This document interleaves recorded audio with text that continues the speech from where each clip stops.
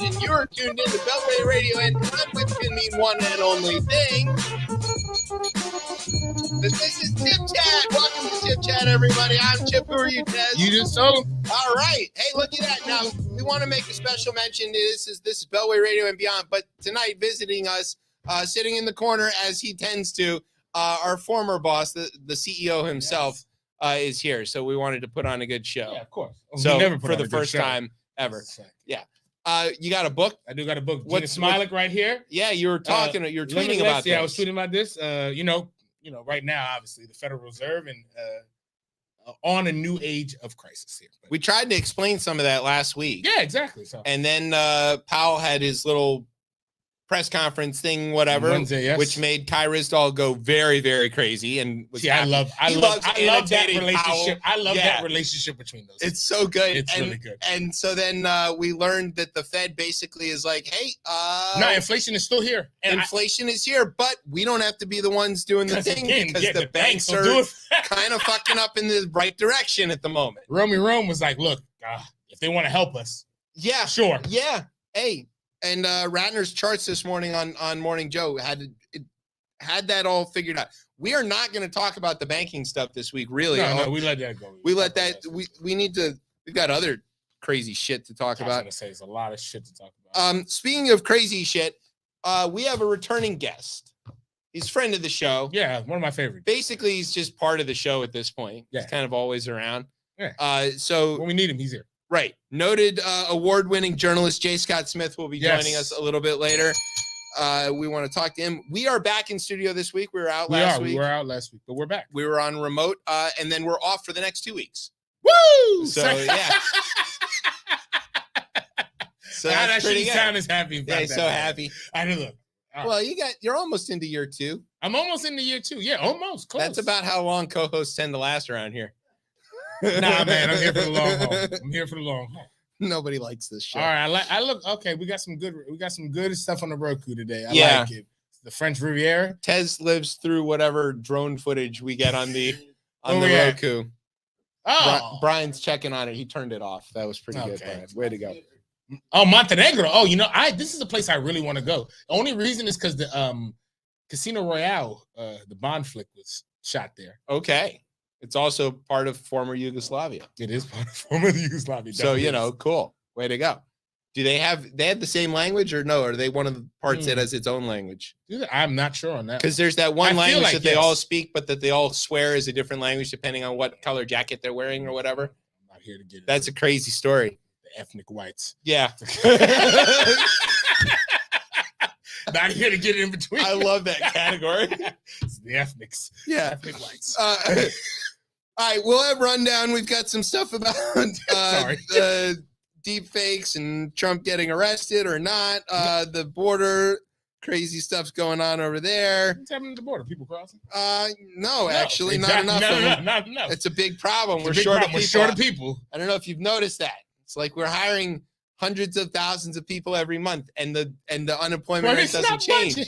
It's like the sledgehammer that the Fed has is not doing anything. No, and there's two jobs for every one worker in this country at the moment. Yeah. So if you're a worker and you are from another country and you would like to come here, please do so. And if you are one of the people who is trying to stop those workers, why do you hate money?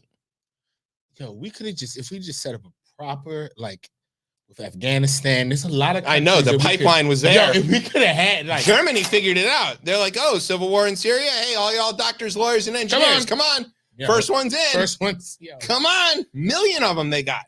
You know what we could do with 1 million more engineers and workers? Productivity gains go we up. We could build our own TikTok. China. Look, oh my God, I should. That should have been your test. I'm gonna weave it in there because you guys, everybody's crazy. Okay. Y'all all crazy trying to ban this app. Yeah, well, everyone is crazy. What we need is a better app.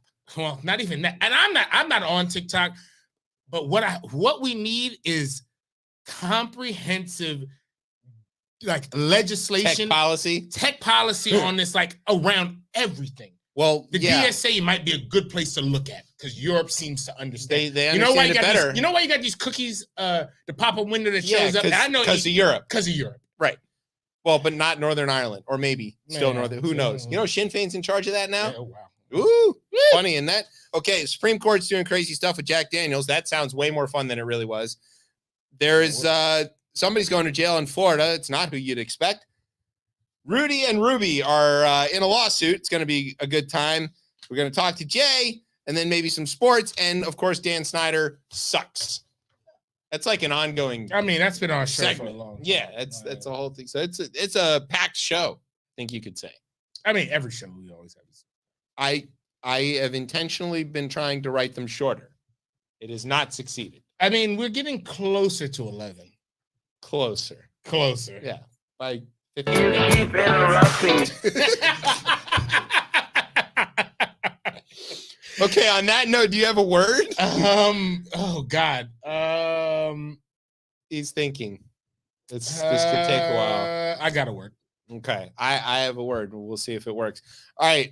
So sit back, grab some Bourbon. It's opening day time. You're listening to the best show, the only show, Chip Chat on Beltway Radio and beyond. Streak!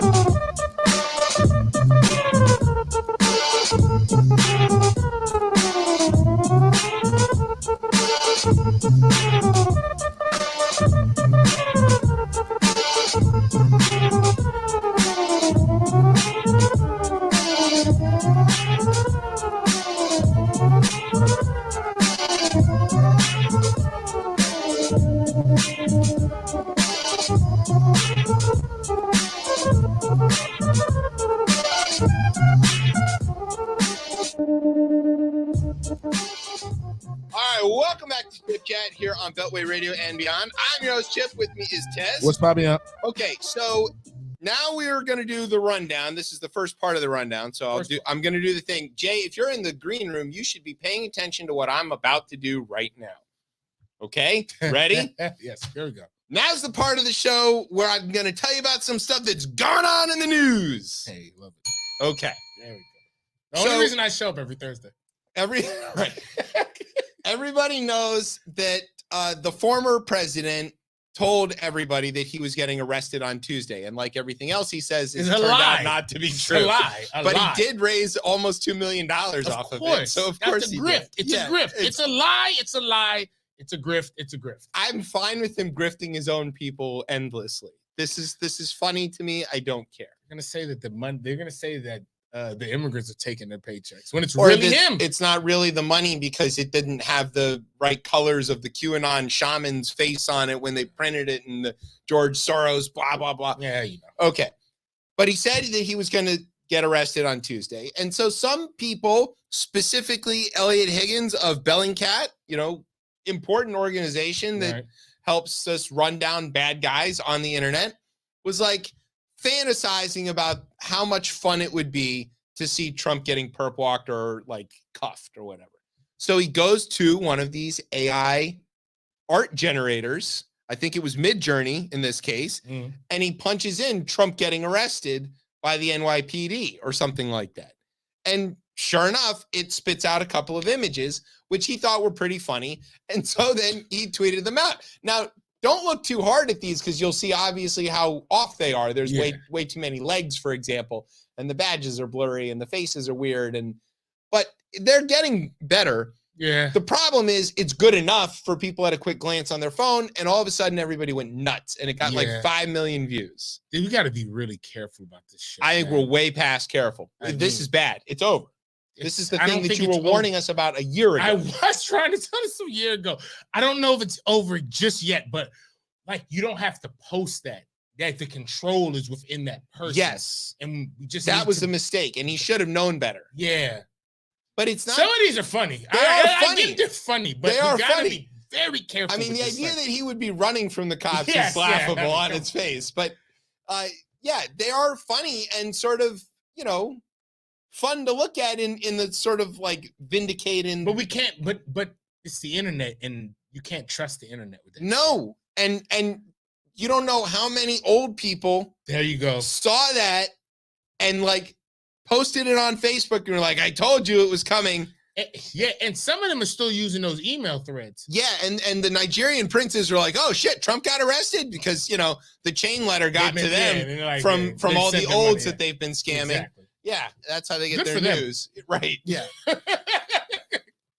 And the platforms couldn't really handle this either because unlike when people are spouting like this and misinformation. Yeah, misinformation on YouTube or writing things that are, context missing or whatever on all of the other places, like the AI software is pretty good at reading that, noticing there's a problem and marking it. Yeah. But it couldn't figure out these pictures because it can't even draw the pictures yet. So like there's a problem where we've gotten way out over our skis on this. And I don't see this getting better.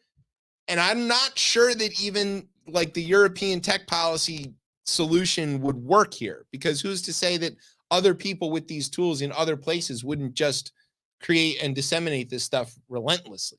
Yeah, I think it needs to be a combination of civil society and government to come together and figure out like, all right, what is this going to look like?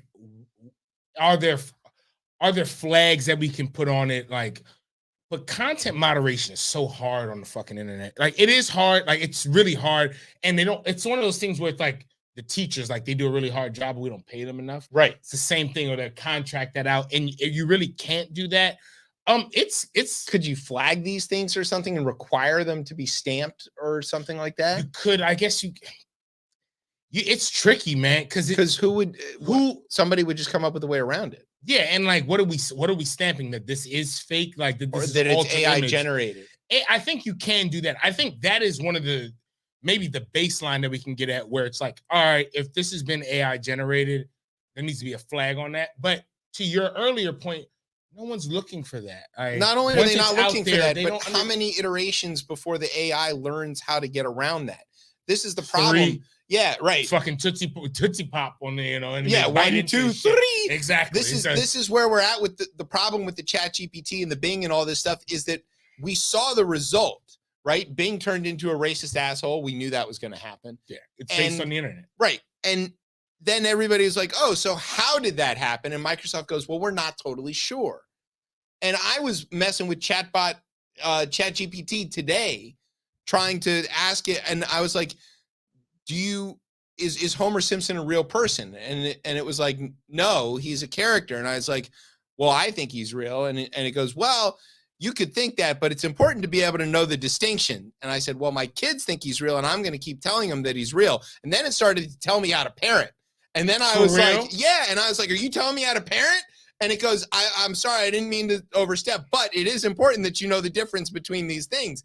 And I was like, I'm going to keep telling my kids this, and you don't have any kids because you're a fucking robot. And like, I was just playing with it to see what kind of stupid fight I could start with it. And immediately it was in over its head. And it would try to caveat by saying, as an AI generated, whatever the blah, blah, blah. But it doesn't actually caveat anything. People read right through that. We're not there yet. I think there's still time. I think there's still time to craft these things and to regulate. I know that's a dreaded R word, not racism, but regulation. Well, if the banks had been regulated the way that they were at the end of the financial crisis with the 50 billion rule, everything would have been fine. The stress test would have been in place. Everything would have been fine. But there was that orange fuckwad who was like, no, these banks are overregulated. We're going to raise this cap. And then look, lo and behold, here you've got banking chaos, brought to you by the same people who are going to lie to you and say that this was because of woke banks. Yeah, they were the ones who changed that regulation. They were. And I mean, in 2018. Yes. I also, Lord, too, and what's her name got a little defensive listening to him the other day. Bernanke was a little, he was a little defensive about his involvement, to being like, all right, well, we've had regulation for a little while, and we just gotta. I get it. Like, didn't he win a Nobel? Look, I hope not. In economics, he might have actually. Yeah. Right? He might definitely. Bernanke won. I mean, again, for his time and what he did, no issues there. Yeah. But once you gotta go, like he said, I gotta make money. Yeah. I'm not against that. I'm not against that. Speaking of people who are making money in unethical ways, Marjorie. So here's what happened. Brian, if you've got the image, No. oh my God, no, it's her. There was a thing found near the border, which if you looked at it sort of uncritically, you'd be like, oh, that does look a little like a bomb. Kind of. It's a little duct tape ball with a stem on it. It might also look like a coconut or something. Yeah, A it's weight. like a bomb from like a 90s movie. Yeah. Or the Looney Tunes or something like that. Yeah, it has that sort of very like the fuse, throw it at Itchy and Scratchy kind of Could be paper mache. vibe. Yeah, it could have been, right? Could easily been paper mache. Turns out it was a ball of sand. It was a ball of sand. With all the erosion going on, we out here doing this with sand. Well, I think somebody was making weights to like hold tents down or something like that. Oh God. So they could live while they're outside. While they were waiting in Mexico as the current administration followed on the previous administration.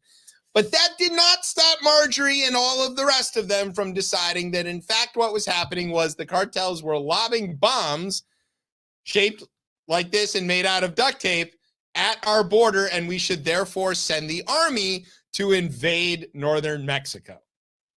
Why they want the army? I thought last week they didn't even want to be part of this country. They said the army isn't They didn't want to be part of this country. And they wanted to separate everything last week. Well, and Biden's not really the commander-in-chief of the army, but they want him also to send the army there.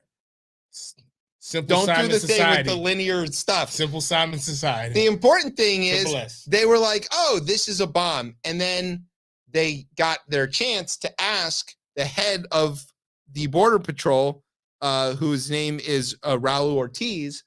And they're like, do you know about this bomb? These bombs that the cartels are hurling at your border agents? Real people got to answer these stupid questions. And he goes, what are you talking about? Of course he does. I've never heard of this. And here's the quote. He just found out about it at the briefing, and he calls back to the office in a break or whatever. It turns out it's a ball of sand. And so then they keep grilling him on it, and they're like, it's a bomb, right? Green responded to a reporter who noted a denial from U.S. Customs and Border Protection, insisting, quote, that's not what the Border Patrol agents are telling me, she said. Her spokesman, she has a spokesman, Nick Dwyer, told the Washington Post that those agents provided, quote, a firsthand account and said the Green was provided more sourcing information than the chief of the Border Patrol was. There was they sent an IED in this thing. Yeah, they said it was an IED. Like, come on, y'all. Like, we done lost a lot of people to these things, and you just are being real, like, reckless about, like, it's just God. Because it doesn't matter. It's not people to them. That's insane. Like, people are out in Bethesda with no legs for like real IEDs. Yeah. Congressman Dan Crenshaw, who is there with her, can't see out of one side of his head because of an IED. That's not. None of that's funny. It's not funny. And Marjorie and all of the rest, super disrespectful. They absolutely know better, and they're doing it anyway. And I think, I forgot who I was having the conversation with, but I was like, yo, these are smart people. Not Marjorie. No. Well, also, look at the size. Wait, pull that image back up. Look at the size comparison of this. That's being held. Do you see this? This is effectively a cherry bomb. You buy that shit on an ice cream truck. Yeah. At best. I'm just saying, like, when I say smart people, I'm just saying, like, they know what the fuck they're doing. They know better. Smart. They know better, and they're smart enough to know that they're like trying to actively deceive ill-informed public, which is just very sinister. It's because obviously this country is ripe for this shit. Yeah. There's not enough guardrails up, whether it's in the schools, or education or critical thinking or any capacity for this. It's not there. So. How is Marjorie talking about this over the airwaves and raising money off of it, knowing that it's false, not wire fraud? Because that could very well be the case, and she's going to hide behind speech and debate. It's not just free speech, because it's not free speech. It's speech and debate. Breaking news. Brian's here with breaking news. Yeah, breaking news. Our guest needs to break in. So, God, okay. Real news. Yes. Real news. All right. Let's see. an actual newsman. Let's introduce our guest. Let's introduce a 3-time Murrow Award-winning journalist, J. Scott Smith, who's on this show for some reason. Jay, breaking news. Well, for one, it's four times. I got 4 of them. I'm sorry. You gotta get your facts. Yeah, I know. Well, the facts don't matter anymore. It's alternative facts. I got a fourth one. I got a fourth one on the way out the door, man. It was just it's how it was. But guys, thank you so much for having me. Normally I would have popped in a little bit later, but I got to kind of bounce a little sooner than expected. But I got time for this interview before I head out of here. We're going to skip ahead and do the interview right now with breaking news. Yes. Ready? And eventually I've been sitting in the back just kind of laughing at even the thought of Marjorie Taylor Greene saying that a bag of sand was an IED when a guy sitting next to her is missing an eye. And there's also another congresswoman who's missing legs because of things of that nature. Yet she's saying basically a sand snowball is the same as an IED. It's insane. This whole country has completely lost its shit, to just kind of put it in the best way possible. Now I can actually say some of those things for now. Is that this country's lost? So let's get to that. I'm going to give you the real intro. J. Scott Smith is a reporter and newsman who has won several. I wrote several, so I had to against myself not knowing any better. Murrow Awards, and the highlight of his career was recently addressing the Rippies, which was our award show on the previous network that ran this place. I think it seems like the best thing he's ever done. I didn't even know you were here. What'd I do? No. The Rippies was Jay's highlight, I'm sure. Oh God. He told us how great our previous radio station was, which it turns out he was right. The Detroit native and recent Philly transplant and a lifelong Spartan. Sorry about tonight. An all-around good guy. Has a story to tell. So, Jay, welcome back to Chip Chat. What happened at that big commercial radio station, sir? Well, I went into work like I did every morning on the morning of the first Thursday of the month of March, and I come through the door and I suddenly get led to a room where there's a woman from HR waiting on me. And I hear the words, "We are undergoing some changes in our newsroom and we are eliminating some positions, and yours was one of the positions that was eliminated." It turned out that mine was the only position that was eliminated, but it's whoa. So yeah. Yeah, that was basically me in the car about 20 minutes later. So it was so the upside is I'm a free agent. So kind of I'm for the first time in a few years, I've got a lot more time on my hands. So after doing some great numbers here in Philadelphia and having a pretty pissed off, which is the last thing you need to do in Philadelphia is piss off a bunch of Philadelphians less than a month after losing a Super Bowl. But they pissed off a lot of Philadelphians, and here I am. Overall, as you see, I'm still standing, still here, still forever defiant with the ode to one of the most defiant individuals on earth. Great hoodie. I think you kind of know the mood that I'm in when I'm wearing this thing. Yeah. I know what it is. So what I don't understand about this, and what I really wanted to ask you about, is like you were the afternoon drive time news host and news director for the station, right? Well, not news director, but I was the afternoon drive time host. Yes. So they're not going to have afternoon drive time news on a news network or news station, right? They restructured the lineup, and see, a lot of that is stuff that I can't go into right now. But there's a second before I can go into that, and I'll be happy to come back a little bit later on in the summer and be able to go more into detail on that. But it's really they do what they want to do, and this company is looking at just like what a lot of these companies are dealing with. You've seen it with NPR, you've seen it with a lot of these other media companies, and Amazon is laying off people, Apple's laying off people. It is what it is. Now, you don't normally see just one guy get booted. Yeah.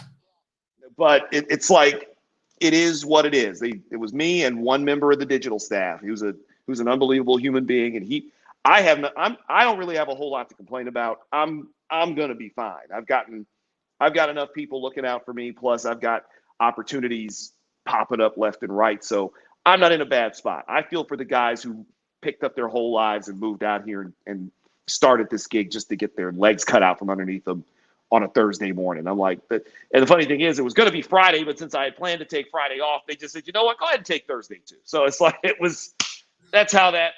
See, you need that Fontaine line where he's like, yeah, motherfuckers couldn't fire me on Monday. Yeah. Right. So I had a whole week. Right. Get me out of here on Monday. Don't give me the whole week. Work, but see, the thing is, that was the end of Black History Month, and you don't want to fire the only black anchor. So that was my question. Worse. Do you and the digital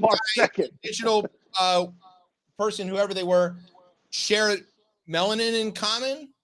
No, surprisingly, no. But I'm the only. I was the first full-time black anchor they'd had in the station's 60+ year history. And to be fair, I'm the only one who got clipped. People might not be able to tell you're black. So it's not initially things where like it's an obvious. Yeah, it's just radio. No, right? It's radio. You can't always tell. Can't always tell, but I would say things on air that made it pretty clear that that there's a lot of chocolate happening on the other end of the microphone. Exactly. Well, yeah, we support the amount of rap lines and everything else I would sneak into newscasts. The "Don't be mad, UPS is hiring" that got text messages fired off. I was pulling them, and it was. They love that. I say this all the time. The people in Philadelphia, people say what they want about Philly because they own a lot of that shit. They don't run from it. But I'll say this: when this city has your back, it's like having an army behind you. And Philly didn't have my back through this whole thing. So I'm never going to say a negative word about them, unless, of course, the Lions and Eagles play each other some point in an important. There we go. There it is. There it is. And then I got to let them have it. It's just how that goes. But we got to. Or MSU played Villanova this year, and I told them, it's like, yeah, you already know what this is. You already know how this is going to be. I hope we kick Villanova's ass, and we did. It's just like that's how it goes. As it should be. Yeah, as it should be. You ain't from Philadelphia, right? And they respect that. They respect that I came in here, and I'm straightforward about that. And that's the thing, is that they know I'm always going to defend the hell out of Philly. But yeah, I ain't from here. These hats behind me, there's like a whole rack of there's Red Wings, Lions, Pistons. I'm a Detroit guy, but I respect Philly. I love the roots. I love a lot of the energy that this city has. Right. And it just sucks. It just sucks that I'm not on the air with them every day. But yeah, it's just a bigger part of what this industry is going through right now, and got good people losing their jobs just over financial BS, and it sucks. So it's waiting to find out who gets cut at NPR. Although Sylvia Poggioli finally said she's going to retire after 41 years, which I can't even imagine kind of wild. Radio without her voice. But I have a very serious question to ask you. Is would you take a job at Fox News if they offered it? And if so, which Eminem do you fantasize about? I've been asked that question before. I would take a job at a Fox local station. Actual Fox News, not a chance. And y'all know how much I love money. And there's not a chance. There's not a check that the Murdochs could write me at this point to get me to show up at Fox News. It just can't happen because I'm not going to because it'll be just my luck. I'm the one who pulls up in there the day that they lose that lawsuit and the whole damn thing goes under. And I'm right back out of a job. That's real. With the Fox News stink all over me. That's the last thing I need. Yeah. That's a skunk you can't What do you think it smells like? Astroglide and yeah, that's a good question right there. Probably a little bit of pine tar. Probably smells like Red Bull, pennies. Yeah, it's just like every chewing tobacco. Yeah, whatever it is that Jesse Waters is made out of. God, rubber. Whatever is made to make methamphetamine is pretty much what's fluttering around in the air at Fox News. And I want no part of it. I couldn't do it. I'd punch Sean Hannity on air the first night and get fired. The good thing is, though, Fox News tells the truth when they're deposed. Yeah. Because they don't want to get sued for another $1.6 billion. Look, there's a lot of truth. They have no problem at all exposing the business when they might get exposed to litigation. It just is how it's how that works out. But yeah, the idea of me putting with all those dangerous criminals that they're always on about. Oh, the idea of me putting Tucker Carlson in a chokehold on live TV, as appealing as that is, would not be the thing that I'd be able to get away with. So I know I couldn't do it. I'm not cut for Fox News. All the rest, obviously, yes. I'd be more than happy. Talk to my agent. I'm more than willing to jump on a national. You know why, Jay? You know where I want you? I want you down. Take your towns to South Beach with Metalark, man. I want you there. I want you there with the shipping container. That's why. It's the only way you get me to move to Florida is if I worked with Leviton. I get it. Or I would have to do it or I could do it from a studio someplace else. New York, man. New York. We could probably maybe get New York is close. New York is close. Yeah, like a 2-hour drive. Going to DeSantistan is not the place that I'm trying to be right now. I have it's a new segment I just created right now. It's called it's called One Word Answers. So I'm gonna say some names, things, and I just want 1-word answers. We'll keep it quick, we'll keep it fast. We'll start with ones we've already said right now. Ron DeSantis. Asshole. All right. Tom Izzo. Genius. Bell's Isle. You mean Belle Isle? Belle Isle. I'm sorry, I ain't saying it right. I'm from DC, man. It's okay. It's okay. Belle Isle. Legendary. Okay, you got to be from Detroit to understand how legendary that place is. Okay, all right. Democracy. It's 2 words. This is 2 words. I put a hyphen in it. Deep trouble. Woo! Woo! Miguel Cabrera. Icon. Yeah. Joe Dumars. Ooh. You already used icon. See, it's tricky. I got curveball. I'll use the word complicated. That's a really good one. Journalism. Again, 2 hyphenated. In trouble. I hate that. Don't say that. Aretha. Oh my God. I call her auntie. I have a couple of fun Aretha stories. My mom always talks about how my grandmother, when they first moved to Detroit, my grandmother goes to this new church, and it's just like, they're in this church one day, and it's like the pastor is apparently just really leading this great sermon, and it's like, let me introduce my daughter. Now the pastor, I didn't think nothing of when she said the pastor's name is Pastor Franklin, S-C-L Franklin, and here comes his daughter to sing the greatest hymn they ever heard. It's like, what is her name? Her name is Aretha. A few years later, they find out that young lady has become Aretha Franklin, and then we fast forward like almost 40 years later. I'm in broadcast school, and there's this young brother that's in this class with us. We're on the radio side, and he just kind of says in passing, "Is like, yeah, Aretha Franklin's my mother." This dude, like, in passing, as you do. Like, come on, bro. Like, really? Like, Aretha's really? Come on. And he kept saying it. It's like we just kept. And he was a decent singer. He's more of a rapper or whatever. We get to the graduation day, and we're all kind of waiting in the room to do the whole graduation thing, and we see a limo pull up outside the building, and who hops out of this fucking limo but Aretha Franklin, walking right in there and hugs this young man who was her son. And we were just in stunned shock, and she couldn't have been nicer to all of us. Like, was as sweet as ever. And we just kind of pulled us like, well, goddamn, she was your mama. We thought you were joking. Why would I joke about that? Fam, this is Detroit. We lie about everything. What the hell you think is going on here? All right, hold on. You said lie about everything. Kilpatrick. Speaking of which, that's Grifter. That's a good one too. Didn't he? He's free. Trump pardoned him. Oh, right. All right, hold on. I got a few more. Microphone. Weapon. Yes. That's a really good one. I love that. Here goes one. Weapon. Eminem. It's gonna piss off all the hip hop heads. Go. There you go. I'm gonna piss them all off. Detroit. All right. Here goes. I got one. I got a follow up to that one. Elzai. Ooh. Oh my God. Yeah. I'm playing dirty. I bet when I hear Elzai, I hear lyricism. All right. Okay. That's fair. Right. It's a good answer. All right. That's a good answer. All right. Game's over. Okay.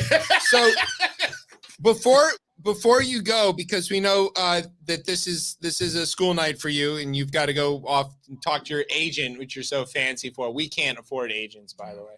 Hey man, I got lucky. That's the best thing I said. I got lucky. This 4 years bought me something. Jackson version right Which here. Is dumb because you need an agent to be an asshole. You need the agent to be an asshole. So you be like, hey, I'll okay, well, we made the deal. Well, we did. I was an asshole on my own for the first 42 years of my life. I need somebody to represent all this and make this happen. Yes, as you should, as you distinguish. You should. Yeah, of course. 4 Murrows. Get it right, Tez. Yeah, because I fucked it up. Yeah, you fucked it up. I did my research. Okay, so we sent you a script, and I don't know if you've got it there in front of you, but we've got a drop. Now, we want to record this, and we want to make sure that you understand that if you get a drop that we can use, you're joining an elite list, which includes basically would be you and Ray Suarez. So all right. Economic hardship reporting, though, that's another place that's another good spot. That could be another good spot over there too. They doing some dope shit over there. They're doing a lot of dope shit over there. I heard ProPublica needs some people on there too. So just case. Okay, so Jake, can we get you to read the drop for us? And remember, I said to pay attention to the way that I said the thing about the rundown. Yes. Okay. So let's see here what we got here. All right. So let me know when you're ready. We are ready. From Beltway Radio and beyond in Washington, D.C., I'm J. Scott Smith. And this is the part of the hour where I tell you some stuff that's going on in the news. I like it. I was just taking it in. I was just listening to it. Yeah, I like it a lot. That's pretty good. Pretty good. You always have a home here with us, by the way. So, like, if you need, we can't pay you, but if you, but if you need a place to say stuff that you can't say in your real job, you know where to come. You've been doing it for years. Hey, man, if there's ever room for me, I'll gladly take it. And who knows? I've still got a microphone on my desk. I've still got a mixer. And I still own the intellectual property to that podcast I was doing all those years. So yes, it's never that the podcast ended. It's just that it went on a 2.5-year hiatus. And perhaps sometime in the near future, that hiatus is probably going to come to an end. So just kind of tuned for JSC Radio because it's good stuff, and you should definitely dropping that in there. Just saying you guys might get ambushed with episode 118 sometime in the next few weeks. If you need a guest, Tez is available. We might need to talk about that because I'm always looking for voices. I got one in the chamber already for whenever 118 comes out. It's just I had to take care of the other 35 chambers. There we go. Good. That's funny. Hey, well, if you need somebody to do the book club, I'm here. Yeah, I'm here for the book club. Like the Diane Rehm book club. I'm here JSC to do the book Radio. club right here. I supply the reading out here. Before I bail off here, I will make this guarantee. I will get my ass down to DC and actually do this in person with you guys before the end of this year, even possibly by the end of the summer. And then we go to get drinks. Yes. You need to make sure to come down like Nationals, Phillies, something like that. Oh yeah. No, we can't do that. No, the Tigers and Orioles. Tigers and Orioles is a better one. Yeah. Well, see, they switched up the schedule, so now it's like the NBA. All the teams are going to play each other now. Yeah. Oh, God, I forgot that was right because we've only got that one series now. That's so real. Which is weird because it's supposed to be a home and home. Yeah, so you're going to get at least something. I don't know if the Tigers are coming down there. I know the Tigers are coming here to Philly, but I'm not sure if they're going to go down to DC. But clearly, I can make my way down there. Yeah, and it's not going to be. Not going to be a problem at all, and I can pick you up at Union Station. Why do the purists hate the WBC? Because they're old and they're old and white. Old and white, yeah, because they're white. Old and white. Yeah, they don't like all the fun. They hate fun. The WBC is the most so fun amazing, thing. And that final, oh my God, and we all got to see it. Like Trout, it was like as if God himself was like, I will script this for you. And lay it out perfectly. And Ohtani striking out Trout with the most unhittable slider I've ever seen in my life. At 100 mile an hour, did he burn those two right past him? 102. The slider comes in. This is full baseball geek shit before I go. The slider comes in, and if you watch the replay, if he doesn't swing at it, it's still a called third strike because it goes over the black, hits the corner, catcher frames it perfectly. So, Trout was dead man walking. The only thing he could have done was foul that off. He was dead man walking standing up there. That's what I need all my baseball to be, is Miami, which can't sell out for shit, getting 40,000 people going nuts over this. The Marlins probably look at that and be like, "What the fuck are we doing wrong?" I can't believe there were that many people in our stadium. Yo, they brought Cuba into Little Havana. Yeah, and one of the dudes stayed. They defected. Yeah, it's insane. Even like taking batting practice had better attendance than the entire Marlins season. I love that tournament. They're gonna go get Gary Sheffield back. That's the last time anybody came. Yes, the World Baseball Classic is better than regular baseball. Like, look at this. Look at this thing right now, because I see you got it up right now. Look at this pitch. Watch this pitch. Oh, not a chance. Not a chance. On the corner, he could not hit it. You could throw him that pitch 30 times and he's not hitting it once. I don't think Miggy Cabrera could have hit that. Like that. No. That pitch is so sick. Jeff Passan said it. He's better than Babe Ruth. He's everything. He's the best. Everything all at once. Barry Bonds for me is still it. For me, for best that I've ever seen. Best that I've ever seen. And playing baseball, Ohtani's gonna surpass that. Being on the same planet with Ohtani at the same time feels like I've achieved greatness. Like I don't even need to try anymore. I breathe the same air as Shohei Ohtani. It's insane. Considering that Mike Trout breathes that same air in the same locker room and the California Angels can't win 75. And they can't win a game. Yo, they finally both played in games that matter. Finally, we saw it. Like they finally played in it. And that's the first time I saw them. Like first time I saw them, because I don't stay up to watch Angels baseball. No. I just Angels aren't worth watching unless the Angels came out here to Philly last year and Ohtani was amazing. The rest of the team was trash. There's no reason that a team with Shohei Ohtani should lose 15 consecutive games at any point in time. And they lost 16 in a row, got Joe Madden fired. Trout's there. I know it's messed up to say, but seeing Ohtani in pinstripes, get ready to see that when he's a free agent, because the Yankees are going to 100% going to happen. Love it. More of him on TV. I'll watch it all day long. You know what he'll go to the Bronx and hit 70 home runs and win the Cy Young. It'll be the most insane thing you'll ever see. Like the network? Yes. Yeah. All right. With that, last comment on World Baseball Classic before you go. The best thing about the World Baseball Classic this year? No Joe Buck. Oh, yeah. Why do y'all hate Joe Buck? He sucks. He does not suck. Y'all are tripping. Oh, my God. Yeah, I hate him. Yes. I'll be here another 30 minutes because I'm one of the few guys who defends baseball Joe Buck. Football. Joe Buck is good. No, he's not. You're crazy. Not you guys. You're clumsy and like. You guys are amazing. He's good. All right, that's another show. We're gonna do that show middle of the season. We're gonna have Jay back. We'll do that. That's when I'm in person. We're doing that. Yes, we're doing look, 2-hour show of you explaining why anybody should care about Joe Buck doing baseball. And I know why I hate him. And you can't mention his father. No, I know why I hate him. Why? Bruh. The way he delivers the game. I think folks hate him about it.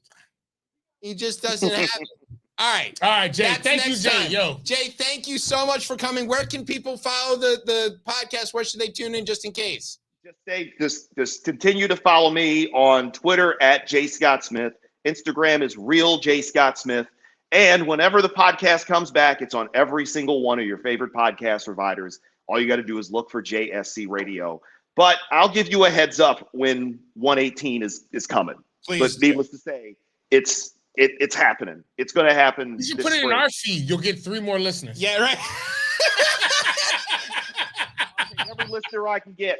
I'll take all of them I can get. But the reckoning is coming. It's just going to take a second, but it's coming. We're here for it. All right, Jay, we're going to let you go so you can go. We're going to take a break. You've been listening to Chip Chat on Beltway Radio and beyond. Street balls.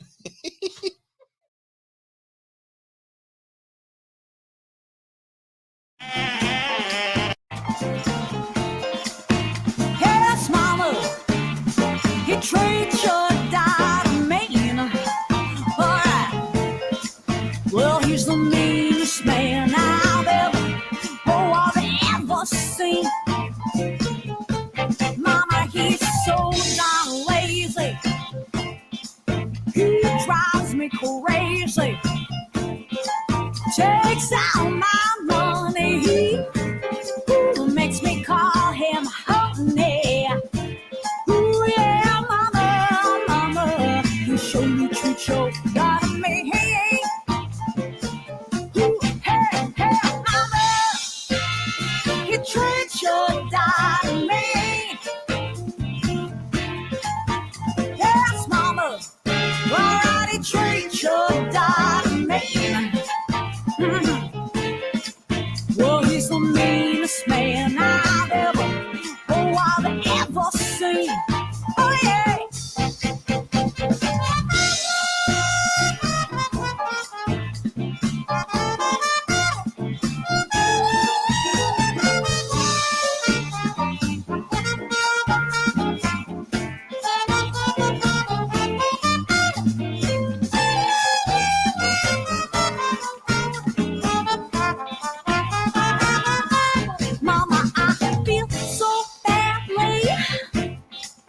makes me love him madly. He can't be trusted. Wow, makes me so disgusted. Ooh, yeah, mama, you surely treat your daughter mean. Ooh, hey, mama, you treat your daughter mean. Oh, mama, alright, you treat your daughter mean. Well, he's the meanest man I've ever seen. All right, yeah. Oh.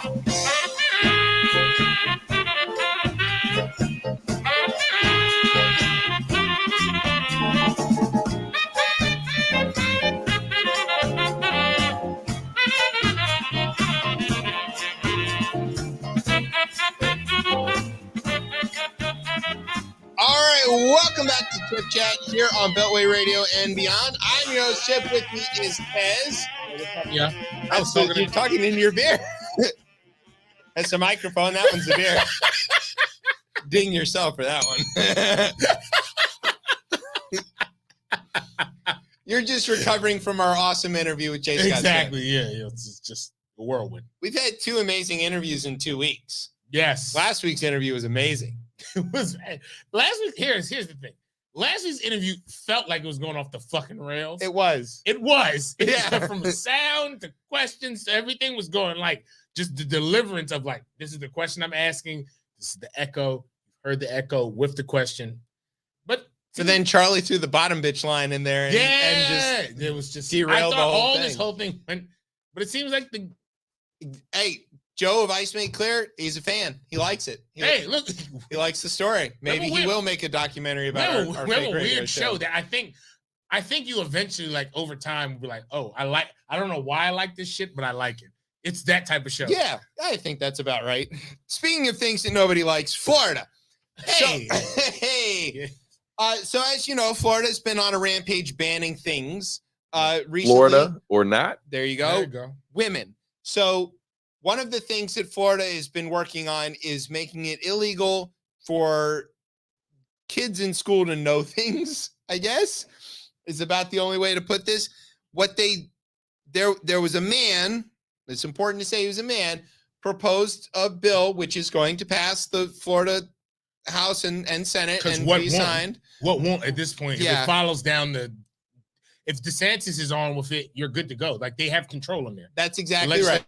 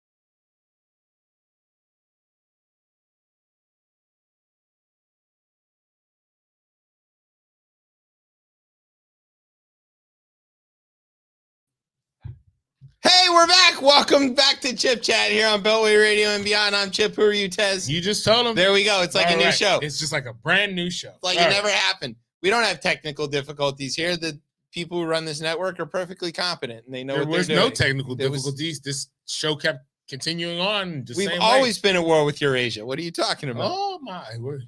See, I read books too. Back in time, or that's in 1984. You weren't even conceived of yet. I was not. Yeah. Okay. Hooray. Anyway, all right, let's talk about Florida. Florida was like, yeah, we're going to make it illegal for teachers or any schools to talk about menstruation or anything else involving things in the pants until sixth grade. Pussy. Yeah. Jesus Christ. Okay. And and the thing was written by a man. And so then a woman who was in the Florida legislature too, because there are a few of them, was like, hey, what would happen if a fifth grade girl needed to ask her teacher about her period because maybe she was we know that needing to get a pad or whatever. This is happening earlier. Yeah, as early as 9. Yeah. And so the guy was like, well, actually, yeah. She goes, would that be illegal? And he goes, according to the bill, yes. She goes, did you know that fifth grade girls menstruate sometimes? And he goes, no. And then they passed the law. I mean, again, I every day say, yo, I am very happy I was not born a woman in this place, on this earth. It's just insane because, again, like, this is a healthcare issue, point blank, and also to just the way we treat, like, menstruation, that this is something like it's something dangerous or icky or whatever. No, exactly. And it's like just a thing that happens. It seems to me, and I don't obviously have but it seems to me it's a debilitating condition that happens every fucking month. Yeah. Like, again, like, no matter what your like definition of like trauma or debilitating, like it sucks. And it happens to half the population. Every fucking month. Yeah. And again, from what I've heard and the research has been done, it's happening earlier and earlier. And like, why isn't this something that's just like talk normal? About imagine if it was illegal to discuss that you need to clip your fingernails. Yeah. Like, it's a thing that happens. You need to clip your fingernails. They grow. Fingernails grow. People menstruate. That's a thing. It's not like a big deal. It's not scary or complicated. But we could make this easier for half the population. Yeah, and not only that, the reason that these kind of guys are in government being grossed out by this is because they didn't learn about it early enough to normalize it. They learned about it later after they were already established in their patriarchy, cocoon where things are made for their white men society. Guess what? If your mama ain't menstruate, but they don't need to know that because their mama wasn't allowed to vote. Or if she only could vote when her husband told her to do or whatever. The whole situation, like the reason that we're having laws banning women, and that's what I'm just going to say, simple. Like any of these anti-abortion laws are banning women. That's what they're about. Simple. They're about subjugating women. The reason we have that is because the men of this world, but specifically of this country, have not had to understand or know anything about women. Even the ones that have wives and daughters have been able to blissfully ignore anything about them. Sometimes their existence itself. Yeah. They just don't have to know about it. Oh, that's a thing. Go talk to your mother. No, you should know about that. Yeah. Why shouldn't you know about that? You should know how your children work. Yes. Hold on. Hold up. Brian's got thoughts. I got thoughts. Okay. I agree to the fact where fathers, if their daughter asks why I'm going through this, talk to your mother, because a woman should explain to a younger woman how their body is. Yeah, but you shouldn't ignore that it's happening. Men should not ignore it, and men should be more supportive about it. When I read this story and I submitted, I was the one who submitted it because the fact is, like, it's so ridiculous that Florida is de-educating their own state. Yeah. It is ridiculous. Is it ridiculous? That it seems to be genius for what the politicians from South Miami up to Jacksonville. If like, what you want is a right-wing theocratic patriarchy of white men, then yeah, of course you would de-educate people. Because as soon as they can think critically, they'd be like, oh, this is bullshit. Fuck that. Evangelicals around the rest of the state, when you get down into South Florida, devoted Catholics, no, this shit makes perfect sense. Yeah, but also keep in mind, these labels that we're using don't mean what you think they mean. Yeah, These fair. evangelicals are not evangelicals. Yes, I get, yes. They are Christo-fascists. Yes, fair. They are fair, not yeah. Jimmy Thank you for Carter, correcting and me. they do not believe in helping their fellow man whatsoever. They are lying on their face when they say that stuff. What they are selfish. What they are is self-interested. They are destructive. They are rapacious. They are interested in only what they can take, and they score points by harm. They count how many people they can injure as victory. And I'll take this one for the Cubans in South Florida. They are Fidel Castro. Yes, that's exactly right. They're Fidel Castro. That's who you are. But they're voting for it because they put that label on it of anti-socialism, and they're equating socialism with communism. All they know better. Fidel Yes. Castro. Yes. You guys learned. Yeah, you guys learned. Yeah. How to do this in South Florida. So it is what it is. Limiting access to education, limiting access to freedom of assembly, limiting using access using the police, apparatus of the state to advance your agenda, to go in and take over and harass businesses and like take their shit away. You all are Fidel Disney? Castro. You guys are Fidel Castro. Yeah. Like is what it is. DeSantis snatched Disney's business out from under them. How is that any different from Castro nationalizing the sugar plantations? No. It's utterly the same thing. I want to be clear about this, though, that the ick factor doesn't have to exist if you just talk about this stuff from the beginning. Yeah. And if you think about, this is not exactly the right analogy, but when you're not a parent, yeah, okay, and you're like in a store and somebody has an accident and pees or shits in the aisles, you're like thoroughly grossed out by this, and you're like recoiling from it. I don't want to be around. Which is it. so wild, because it just shows as a society we have just a supreme Which is the thing lack, that we all do. But that's a supreme lack of empathy. Yeah. Just as like, yo, you're going through something that obviously you have no control over. As a human being, I can't look at that and be like, damn, this shit isn't even happening to me, but it probably sucks because it's happening to you. But the second you're a parent, you're like, oh my God, it flips. It's some poop. I was talking about that. Crying babies on the plane. Yeah. Don't care. Yeah. Don't care. And also, poop doesn't bother you. Once you're a parent, you're around so much poop, you're just like, yeah, it's poop. It's whatever. You just wash it off. It's like, fine. It might shoot at you. Yeah, but you right. But being honest. Or you get vomited on all the time. Like you learn that this stuff isn't deadly, and you're just fine with it. The same thing is true of everything else biological about human beings. But because we in this puritanical American I don't know what to call it, society, where we're like, ew, that's gross, we can't handle this stuff. And look at the consequences of it, that the ick factor is giving these guys the cover they need to be directly harmful to women in general for a thing that is natural. I saw this even as well too, and I forgot the article. I didn't get through the full thing because I was like just reading a lot of different things at the moment. But it was in the trans community, and they were like, they're using the curiosity that people like, questions that general folks have about that community. Like they're using that like as cover for even more so like folks are weaponizing that curiosity. Yeah. And it's just like, yeah, we're like, right. I'm not being a bigot. I'm just asking. I'm curious. Yeah, exactly. And like, there's a way that you're able to do that. And like, you can do that where you're not like offending people. But when you are offending people, like, I don't know. It's just, they're doing it on purpose. Obviously. Yeah, obviously. Okay. Speaking of on purpose, France. Okay. All right. Look, the French is a lot more rowdy than everybody else. And it's been like this for hundreds of years. From like, like, look, from the Marseillaise to, yeah, exactly. to now. Yeah. They've always been this way. Yes. Okay, but here's the thing that you need to know about France.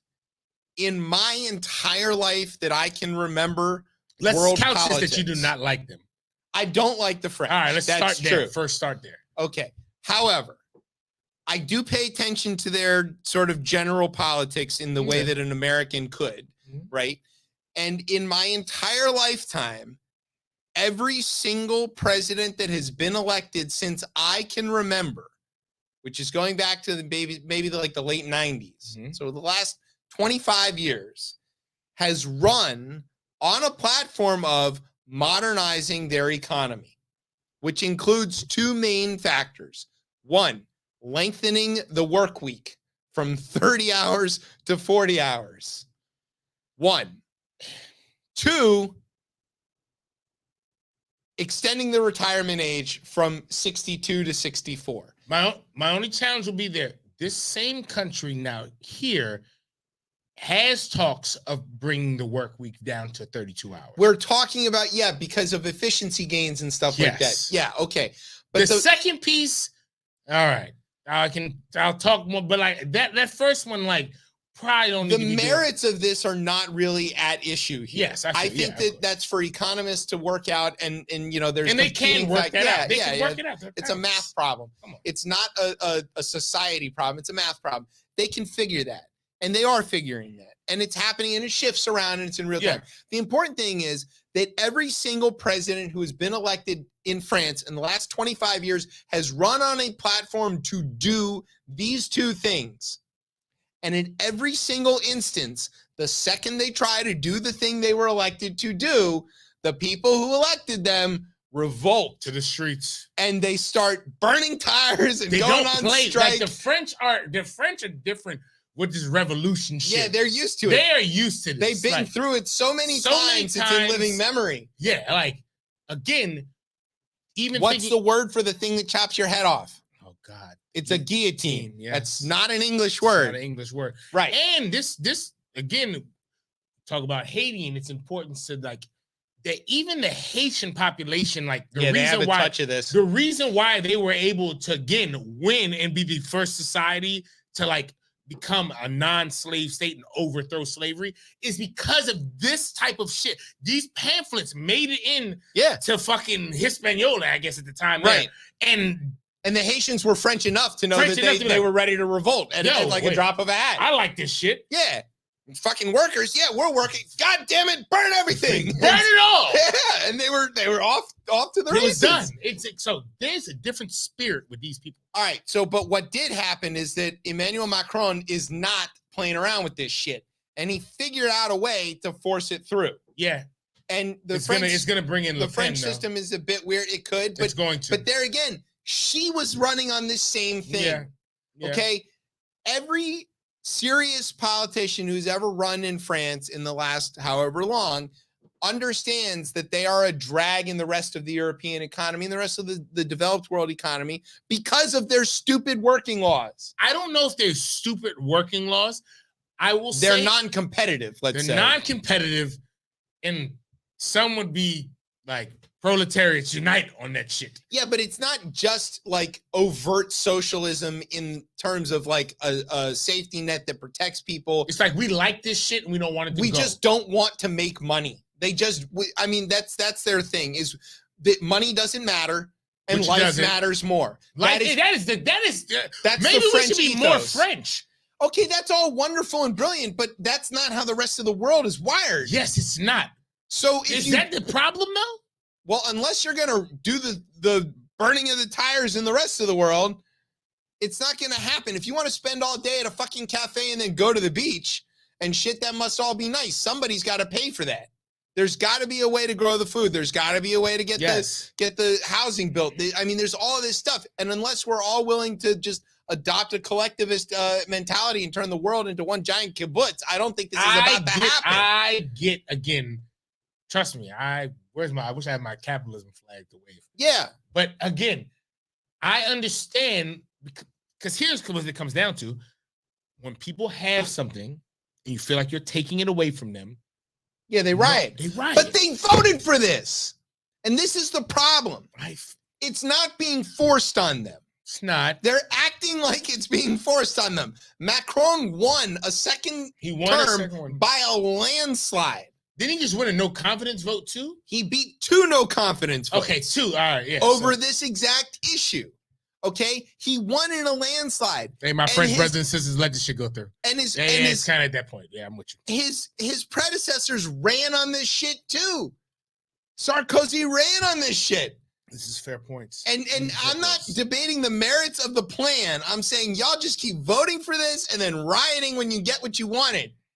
But that's French spirit, I feel like. It's just whenever you don't like something, It's an entire country of a tantrum. Yes. They're like 5-year-olds. I don't know. I want to watch SpongeBob. Okay. Fuck SpongeBob. I hate SpongeBob. Here's the thing, though. You asked for SpongeBob. I think the French populace is always going to let you know that we're going to head to the streets and we'll burn all this shit down. Yeah, but over and I what? think that How do you make them have a conversation with themselves from just before the election when they all voted for this shit?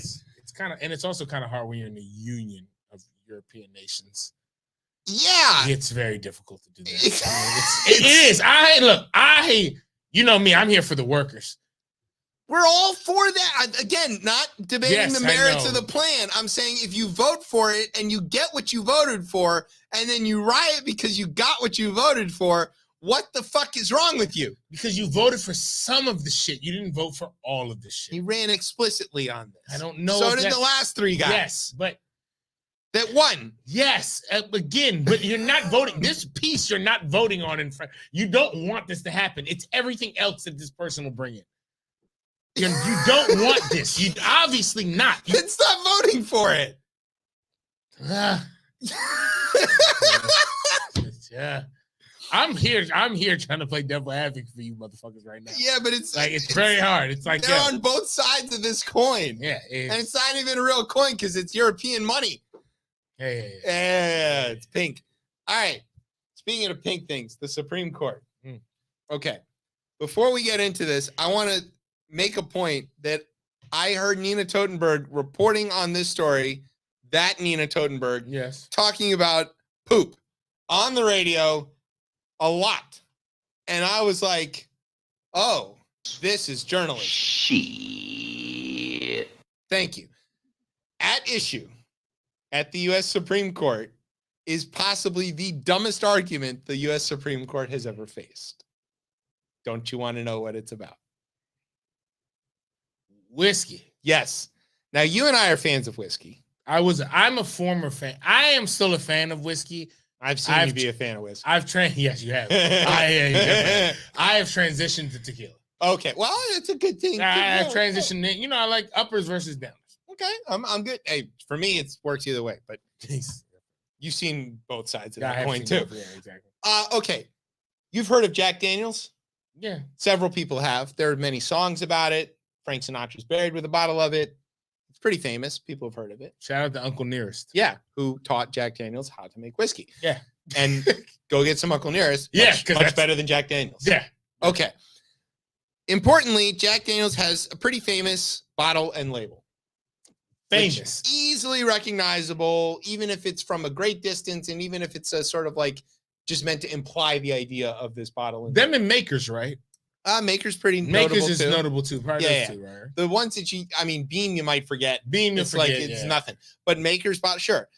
The important thing is that there are dog toys that resemble Jack Daniels bottles. Obviously, because again, parody and because why not? You know? And they're called the toys made by VIP Toys, and it is called Bad Spaniels. It says Tennessee Carpet on it, and instead of the 40% alcohol by volume on the bottom, it says 43% poo by volume. Good making fun of this. It's great. It's good. Now I'm a dog parent, right? If you have dogs, you understand that the dog toys are created for the humans, not for the dogs. Yeah. They have to appeal to us. We all think this is cute. This is funny. Oh, isn't it cool? Sparky's chewing on a bottle. It looks like Jack Daniels. Ha ha, Sparky, whatever. So they've been making this for a long time. Well, apparently Jack Daniels does not like this, and they are suing. And it got all the way to the Supreme Court over the dumbest possible argument. We are in court watching this happen. Now, they went into court, actually, I think it was today or yesterday, for oral arguments about this. The conservatives don't want to hear this because they say that this is free speech, and if you can't make jokes parodies and shit then we're not going to be able to, rail about COVID vaccines or whatever. And the liberals are like, this is a moot case because there's no possible confusion here. There is no chance, none whatsoever, that somebody is going to see this dog toy and make the mistake that is a bottle of Jack Daniels. It's like the Haribo Coca-Colas. Like, I don't think they're real Coca-Colas. No, and I know. And they taste closer than I'm sure this dog toy does. And the argument that the Jack Daniels folks are making is that this is sort of like those food knockoffs, especially like with the edible products, with the Oreos and all that stuff. Yeah, and they're saying there's people that's diluting the brand and all. It's the dumbest. And I like Jack Daniels. I'm a fan. I drink plenty of Jack, and I have always liked Jack. A Jack and Coke is a go-to drink for me. This is stupid. Why are you fighting this? It only makes you more popular if the kids that you want to become Jack Daniels drinkers see their dog playing with this bad Spaniels bottle when they're 16 and trying to get whiskey. They might not know to go get that Burnett's garbage, whatever Canadian Mist stuff, but they sure as shit know the words Jack Daniels. Why? Because they've seen it their entire life. Completely hustling backwards. What they should have done is bought this company. Yeah, or just licensed partner with it, whatever. Like, there's so many options. Completely hustling backwards. Stupid. Okay. Speaking of stupid, back to Florida. We're back. Yeah. Now, you may have heard of the Don't Say Gay law that's passed in Florida. They're trying to expand it. Now they don't want to talk about gay relationships ever in school, all the way up to the 12th grade.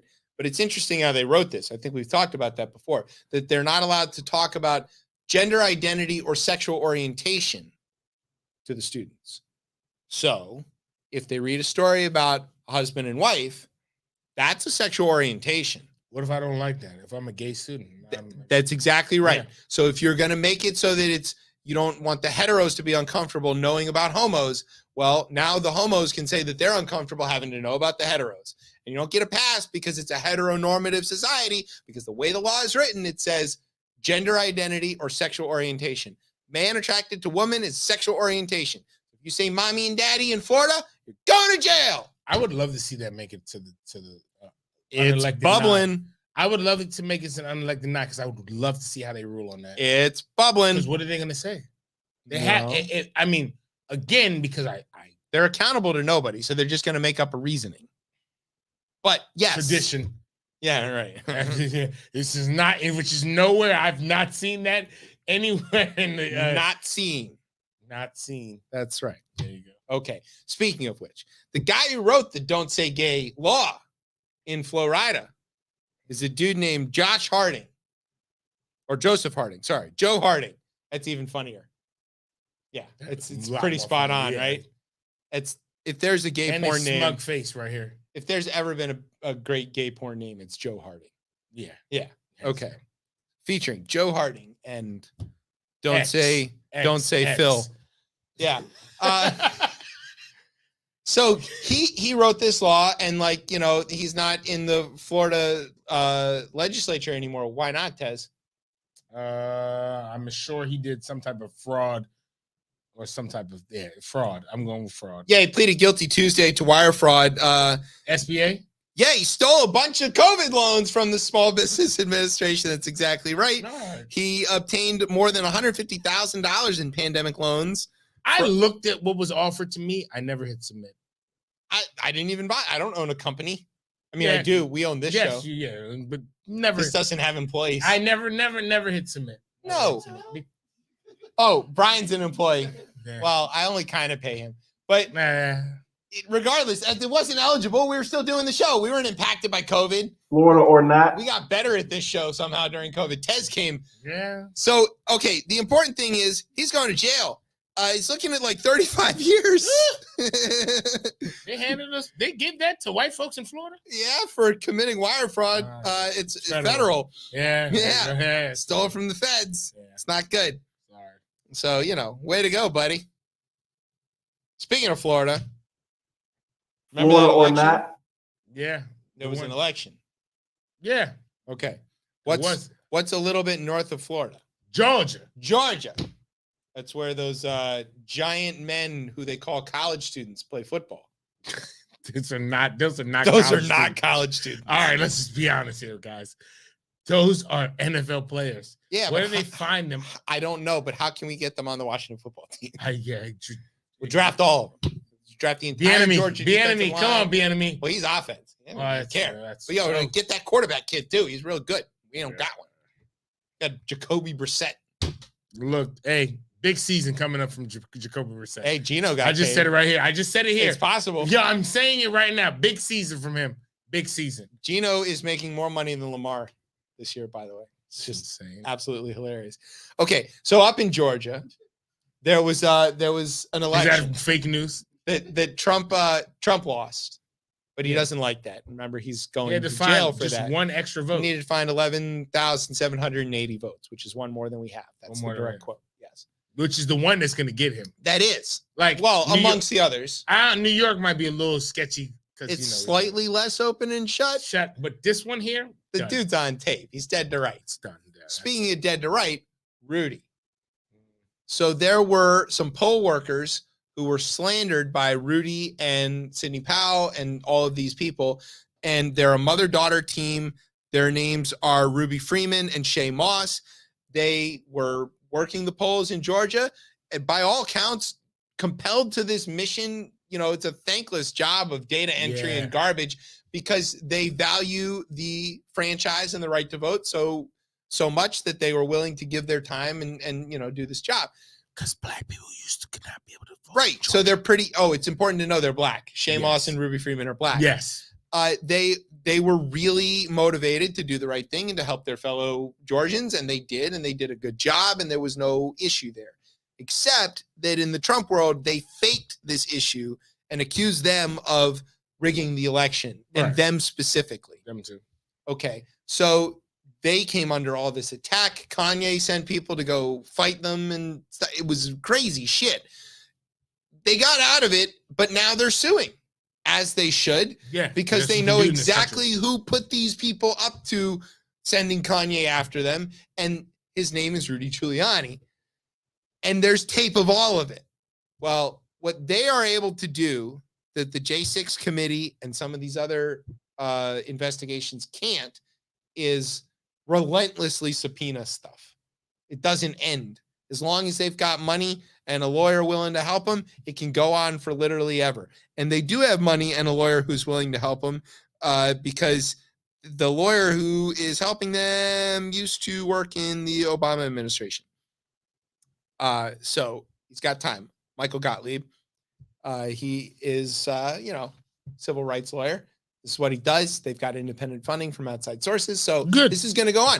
The important thing is the judges were like, yo, Rudy, you got to give up the goods. You don't have any privilege in this. You can't talk about executive privilege. There's no lawyer-client privilege here because it was in commission of a crime. You got to give up the stuff. So all of the things that we know now could be expanded exponentially by what gets revealed by the subpoenas in this lawsuit. And once it's out in open court, it's public. And you don't have to subpoena the information. Yeah, it's there. And, if Mr. Smith wants to use it, he could. Or if somebody wanted to say, sue Donald Trump for putting Rudy up to this, they could. And they should. Yeah. So once again, Shay Moss and Ruby Freeman, heroes. Yes. The greatest amongst us. There is nobody better in this country than black women. None. I keep saying it, but if you want to see patriotism, black women. And here's one that y'all are going to be mad at this one, but like pre-Civil War and after Civil War, no greater contribution. And you know why. Yeah, but not just that. that the commitment to the concept of the United States as it existed on paper but never has in real life. There's no group that is more oppressed by the system as it stands. Yeah. And that they have stayed and been committed to hoping to reach those ideals that were inscribed on that parchment so long ago is unbelievable. I Crazy. can't see a commitment like that. Yeah. Anywhere. Do you want to take a break? We probably should just run through this. You want to just run through it? All Let's right. run. Well, let's just do some TES talks then. All right. Okay. Where do you want to start? You want to talk climate, DC budget, or DC housing? I don't know. It's your talk. You pick one. Pick one. Climate. Obviously, right? 'Cause Yeah. look at these dead ass birds. Look at these dead ass birds. Brian's not going to play. He doesn't care. We can do it ourselves. That's fine. All right, we did it ourselves. Look at these dead ass birds. There you There it is. Yo, IPCC. Yeah. It's not good. It scared the shit out of It's me. really not good. They're like, we've been warning y'all. Quote, just a quote from them. Humanity has reached a, quote, critical moment in history, right? The shit is, we're here, guys. Yeah. All of my brothers and sisters in California right now, over the last 3 months, y'all are feeling it. Yeah. There's a- Atmospheric rivers. Every 3 weeks. What is that? Every 3 weeks. It's not a word we knew. You know, atmospheric rivers are now like the new, like, severe thunderstorm, Yeah. which is not cool. No. It's not cool at all. Yo, we got like there's a climate time bomb that's happening right now. It's going. It's literally detonating at the moment. Detonating at the moment. I'm not going to belabor this point too much because I've done this a lot on the show here. All I'm going to say is, one, governments need to fix this issue. This starts with government. Yes. Individual actions, please do them. Yes. No one's saying, but I understand when you can look at this and be like, what can I do? You can do your actions, but this is a governmental. Don't wait around for the government to come up with what you should do. Do as much as you can, but nobody can fix this without collective behavior. The engineering is here. The money is definitely here. Yeah. And like the will is lacking. Tighten up, y'all. We ain't got much time. No. We don't have this much is time. a real climate emergency. We don't have much time. And again, like shit over the next 100 years is going to be really bad. It's going to be really bad. I think we need to shorten that timeline substantially. No, but I'm just saying 100 years from today, like it's going to be bad. But it can be, we can limit the suffering. We could. We can't, like, it's possible to do. We can limit the suffering. I do think a lot of these nations need to buckle up, specifically ours. And I feel kind of bad because, there was the Inflation Reduction Act, the IRA is the biggest commitment we've ever had. Yeah, but it's still pennies. It's more pennies than the United States has ever given. Yeah, but it's still not even close. It's not. So Joe Manchin was out railing against ESG stuff this week, and that makes sense, right? You know why? Yes. Because he would love to be able to park his yacht on the coast of West Virginia, which is likely to be the case if we don't do something soon. Eventually, either the air in West Virginia will not be breathable, Right?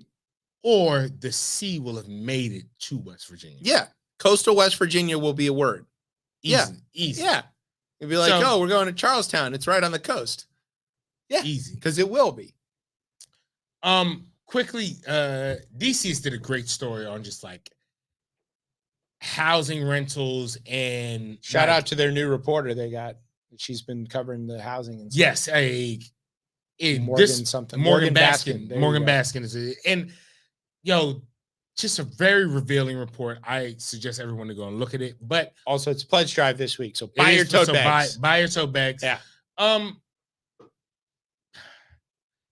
It's evident that affordable housing and deeply affordable housing, specifically in the rental marketing aspect, Subsidized housing. subsidized housing, I guess, for rental right there, it's not really housing. Like, what it ends up being is maybe a roof over your head, or maybe there's Maybe pipes, not even that. maybe not, or maybe the pipes over your head are leaking, Yeah. flooding out, and like it's a really deep story that you should, I implore everybody to go and check out. They spotlight this one, and I'm sure it's not just him, so I don't want to spotlight just him, but they spotlight this one, which I would call a slumlord. I don't think there's any other way. They spotlight a slumlord who's been able to like maneuver through the DC government and continue to buy up properties for cheap, rent them out for, I would say, like, again, it's tricky, but above a market value for like a person who can't really afford it.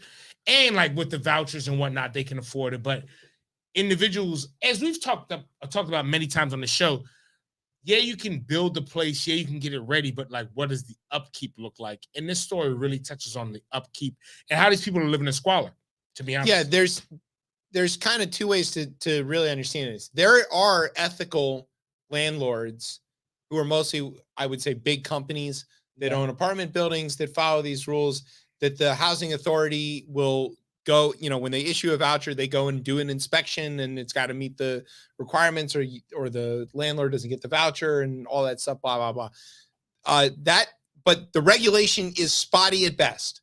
I mean, the DC Housing Authority's ability to enforce these regulations is apparently zero. Then there is the other side of this, which is the small property owners, where somebody buys a building of like 10 units or whatever, and they're able to fill out the paperwork to operate within this system, knowing that the ability of the enforcement mechanism to actually regulate them is zero. Yeah. And then they're just taking advantage, not just of the taxpayers for the vouchers, but also of the residents who live there, because they know that they're helpless. They can't move. They can't go anywhere else. And I would lump people like me in there. The people who work there trying to maintain this stuff are completely overmatched as well, because they're not paid very well, and they have no resources to do the job. So all around, it sort of speaks to, again, this problem. And Arlington just passed the missing middle kind of compromise deal here. That, like, that is true. I should have put that in the story. That's actually very interesting. Housing is short in this country by a lot. It's something like a third. Yeah, we have about a third as much housing as we need. That means 2 out of 3 people is not adequately housed in this country, whether they're living multi-generational when they don't want to be, or whether they're living with roommates when they don't want to be, or any of these circumstances, or they're like stuck in a small apartment and therefore can't start a family. Again, we're talking about that worker shortage problem. It's all of these things. And it's obvious what the solution is we need to build more housing. And here you've got DC, which is a city that is falling into money. I mean, there's no shortage of tax revenues here. And even though in this budget, they try to tell you there is. But they're lying about that, because we all see the money coming in. I mean, DC is flush with cash. And where did the federal money go from last year? Yeah, not only that, where's the federal money for all the time? Because, we, the city, are subsidizing the federal government's behavior. Why don't you pay for Metro, you assholes? But whole nother aspect. Like, it could be done. This is the same as the climate thing. Everybody knows what needs to happen. They're just refusing to do it. I don't understand why, except for that they're trying to make these short-term gains. What are you going to do with your money when it's floating in the river? Yeah, what are you going to do with this money? You can't send your kids to an elite school because it's gone. You can't buy property someplace else and retire on the beach because the beach is a hurricane hellscape. What are you doing with this money? How short-sighted can you be? We're not even talking about being one generation short-sighted. Well, at least me and my kids will live well. That's my grandkids' problem. This is like a you problem now in the next decade. What are you doing? Talk about the budget. Budget here. I'm gonna leave the budget. I'm gonna leave this skim conversation because I haven't had a chance to dive deep into it. But from what I've seen from it, cutting the circulator and certain proposed cuts to the circulator. A lot more traffic cameras. Oh yeah, got to generate more revenue, which is insane because of how much revenue those things. Things make millions of dollars. They don't improve safety, and which I guess they go to the developers' budgets. I I don't know. I reckless speculation here. Not saying that, just asking. I'm questions. not saying it. Just asking questions. Way to go, Tucker. Yeah, this budget, it's really tricky. I mean, because again, when there are questions about repealing service to like the circulator and keeping it like from Georgetown Union Station and like specific areas, like obviously, right? Funny that. Yeah, even though you're trying to run your favorite thing, the streetcar from the same place. Jesus to Georgetown. Christ. No. No streetcars. I'm gonna leave the budget where it is right now. I'll do some more deep dive on that, but the council members seem up in arms, which it should be that, right? Like, I mean, That's where the fight should happen. It's where it should happen. I get it. Like the council members are up in arms about this. They have a lot of things they want to happen inside their districts. It's just what tricky. they should be doing. It's very tricky again because this budget has been seen to be like, yo, we have to pull back, whether it's due to inflation, whether it's due to the change of the economy, because all of you motherfuckers are trying to push into a recession that's not here because there's a lot of fucking jobs. Right. You can't have a recession when there's fucking when inflation 3%, is growing. Inflation is growing, and there's like 3%. Like, yeah, it's not a recession. It's not a Stop recession. saying it's a recession. It's not a recession. Eventually, you guys will push us there because it's growth. But this city has come into a lot of money over the last year and a half, 2 years, and we should probably use this in better ways. You better do it fast because whatever the budget they pass, Congress is probably going to nix it. They're going to nix it. So that's the thing is that you got to remember, whatever DC does, it's not really up to us. As we've seen. Yeah. And depending on where it's at, if it has the big C word in it, Biden will rock with that. Yeah, it could be. But if it has bestiality in it, you know that the Republicans will support it. Yeah. Because, again, just to be clear, the Republicans voted to protect legal bestiality in the District of Columbia. I thought we liked dogs in this place. Matt Gaetz loves them. Oof. Yeah. Oof. Yeah. Oh, bell for that one. All right, we were going to talk about World Baseball Classic. We did that already. Yeah. It was the most amazing thing. Yeah, so good. I'm also glad it still doesn't happen all the time because 3 years is good. 3 years is good. The suspense of it is good. The next 3 years is going to be more insane. Yes. Well, we'll see where Ohtani lands at that point with the development of the talent. I want to give a quick shout out to Seti Mullins of the Orioles, who made the team to the U.S. and started in the final. So, way to go. He'll be soon to be former Orioles great. Yeah, he'll be great, but he'll be gone. Yeah, don't do too well around here. Deadline. Speaking of sports teams, yes, your boy Danny, my cousin, he's getting close. So he cleared out his office. Yeah. From the Commander's facility, him and Tanya, because nominally Tanya owns the team. She owns the team. And he's gone, and the team's making moves, right? Got a new OC, re-signed Duran Payne, signed Brissett. Like, there's moves going on. But there's a little something that was a little weird about the contract for Duran Payne. It wasn't that he got $90 million. That part sounds about right. He is that good. He's a sack machine. There was something similarly weird about Brissett's deal coming off the free agency. What was the weird thing in the contract? We're talking about the Washington football team, so yes. They're shortchanging them. Not quite. Think more about on the back end of the accounting. Back into the accounting, something to do with their guarantees. Yes, sort of. They're not fully guaranteed. No, they are, but it has to do with the calendar. I'm going to read you the quote here. Let me hear this. Duran Payne, who was given a 4-year, $90 million contract to stay with the team, as well as free agent signings of Jacoby Brissett and Andrew Wiley, had very curious clauses built into their contracts that they wouldn't receive the first payment of their signing bonus until May 12th. This is exceptionally... Well, that shouldn't make sense because the season has already started for This the is NFL. exceptionally bizarre, with the majority of players receiving first payments within a month.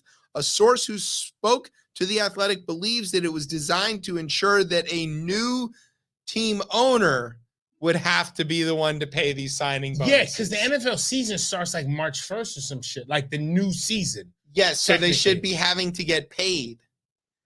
But Danny doesn't want to be the one to pay it, and he's expecting to have been bought out by then. So they rewrote the contracts to make sure that whoever the new guy is has to pay. So Quit- Magic Johnson is going to be on the hook and not Danny Snyder. Quit the team, fans. Quit the team. No, just hurry up and sell it and get somebody better. No, quit it. Quit it. Quit the team. Quit it now. I'm telling you. I just mean, quit what the a team. like cheapskate. What the fuck, man? Seriously. I feel It's as if he looked at this long list of reasons that everybody hates him and he's like, yeah, it's not quite long enough. I'm gonna add a couple. I'm just gonna abuse he's just a bad guy. people. He's a bad guy. Yeah. Speaking of bad guys, Brian. No, wow. Brian has thoughts. Thoughts. Spelled THOTS. Yes. Thoughts. I am going to read this news story. Then Brian is going to use his vast expertise in this field to weigh in. Are you ready? Yeah. An Ottawa, that's in Canada. That's auto. That's the station I'm going to listen to when I leave here. Yeah. Oh, right. Yeah. CBC. This came from CBC. Yeah, right.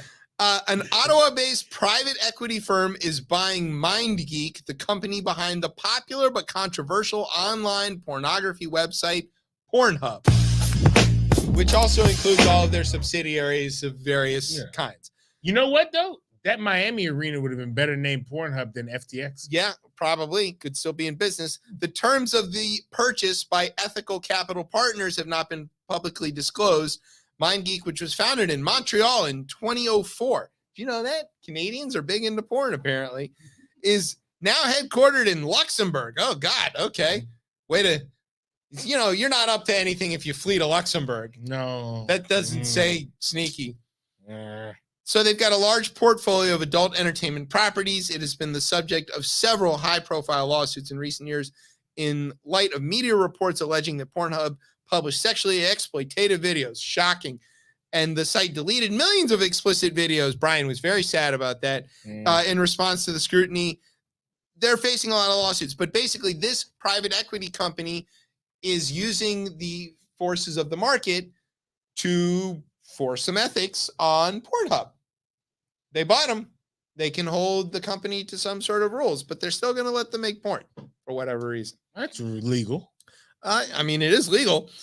Let's see. When asked in an interview with CBC News whether ECP, that's the private equity group, acquired MindGeek at a discounted price due to its legal troubles, partner Solomon Friedman said that the company saw, quote, a great value. So, yes. Yes. He said that the firm will work to keep young people safe and protect intimate images, as well as treat, quote, all who participate, content creators and users, with respect and dignity, ensuring full, voluntary, informed consent. Because if people want to make porn, ethically, you should let them make it as long as they do it ethically. Now, Brian knows much more about porn than I think either of us do. Yes. So, I found a Playboy behind the dugout once in high school, and I've basically limited since then.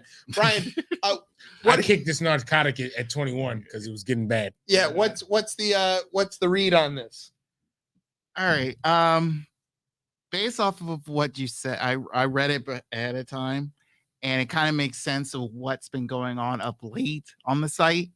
So, what has been going on the site? Well, for one, initially they had this thing called Model Hub, and Model Hub is where some of the content creators were able to sell their stuff online on their site whenever they felt like it. So whatever they make, they can sell it off.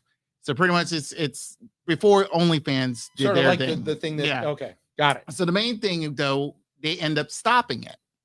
So, and a lot of the creators are kind of surprised about that. And most of these creators are not just amateur people, but also the pros. Yeah. And based off what I read, that's where, the part where, the top tier credit card companies, Visa, MasterCard, end up stopping their processing of this type of content based off of what was read. So I felt like, okay, I get the sense that they were trying to slow things down because, a lot of certain like child porn and things of that nature have been slipping through because pretty much a lot of people were just going to Pornhub, and especially during the COVID years, they felt like it's like, okay, we can easily get in it and people will just watch this stuff.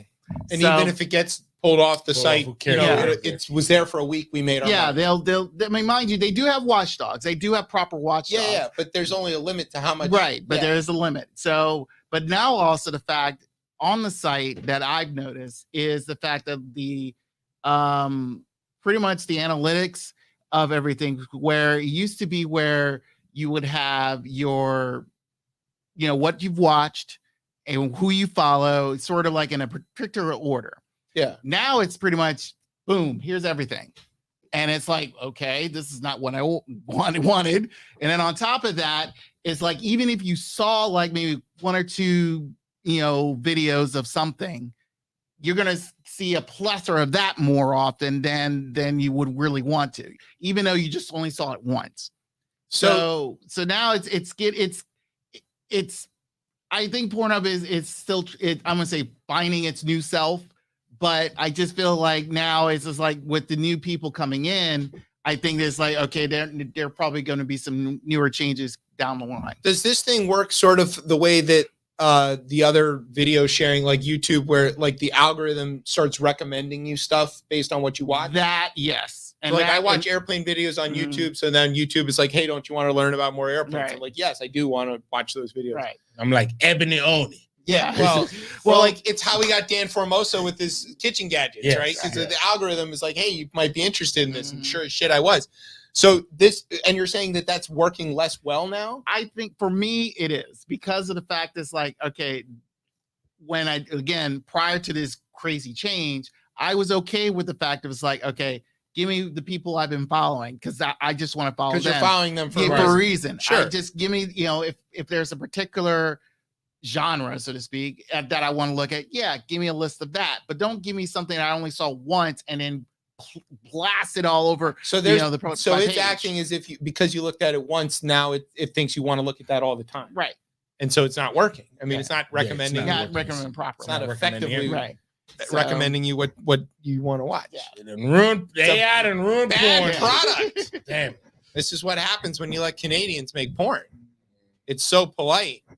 It just keeps showing you everything. Oh, you liked it once. Here you go. Hey. I mean, okay. So thanks for being our reporter on the Right. subject, Brian. This is an opaque area of my expertise. And Exotica is coming back very soon. So. Oh, okay. Woo! Yeah. Oh, your show's coming back to the network, isn't it? Yes, the return of No Filter Sports. I do have a new host. We will be posting over the weekend, so stay tuned, just so you'll see. There we go. Excellent. Can't Real wait. radio. Yeah, right. And we should. Are you going to do the games again? I am not sure. I will think about it. rigged games. It's not They're rigged. not You rigged. lost fair and We square. lost fair and square. It's okay. All right. All right. I guess we got Cool. Thanks, Brian. Quick before we get to the end, Ukraine. That situation is getting tense. The Poles are giving them a bunch of MiG-29s. We sort of briefly touched on that last week. Now we're giving them tanks faster. We were apparently not going to give them tanks for a while, but then they were like, hey, we need the tanks now. Europeans always force our hands. Yeah, and so then we're like, all right, well, here you go. Here's some tanks. So we're giving them some tanks faster. New axis of evil. Yeah. She axis of evil. came to Moscow to make Putin give him a BJ, essentially. I mean, Which is even like, it's silly because, again, like, we need China. China needs us.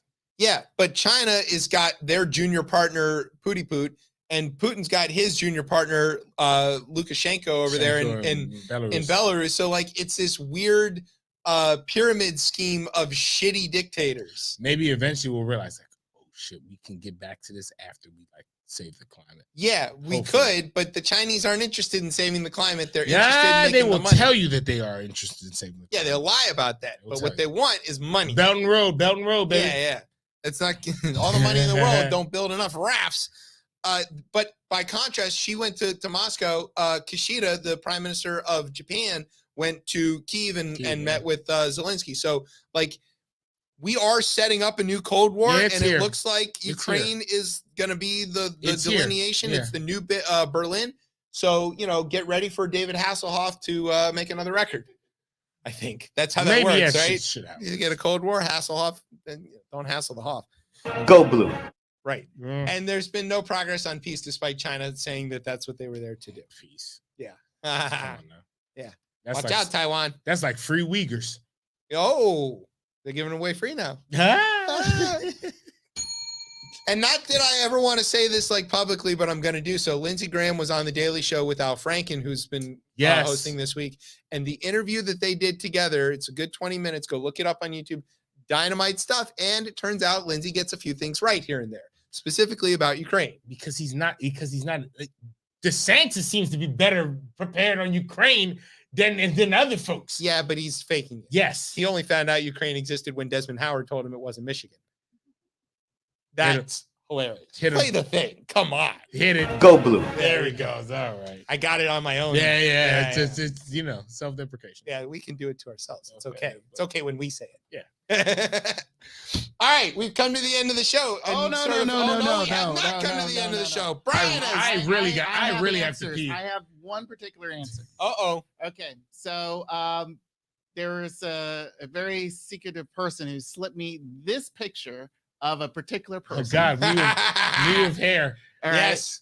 So, but I Not want to just know. hair, a lot of hair. Yeah, a lot of hair. But I want to know is this: what is this guy looking at in your phone?